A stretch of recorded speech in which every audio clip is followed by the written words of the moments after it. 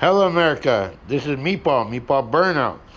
I have a Dayton compressor belt drive, two cylinder, two cylinder.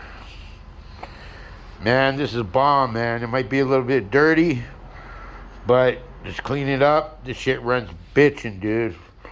It's all American. Dayton electric motor, Dayton two cylinder, 25 gallon to 30-gallon tank. This shit's the bomb, bro. You can't even buy these anymore. This shit runs so fucking badass and legit. It ain't funny.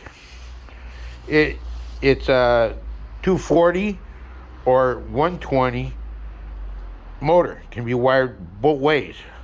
So I converted it from 240 to 120 or 110 for all you novices. Now I'm going to plug it in. And getting the plug here. Check out the plug. Real plug. I'm going to plug it in now. I'm going to plug it in and you listen to it run, man. Look at that.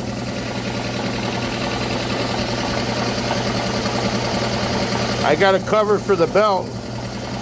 The belt, and I got an extra belt right there. America. This is a real compressor made in America by Americans for Americans. Meatball out.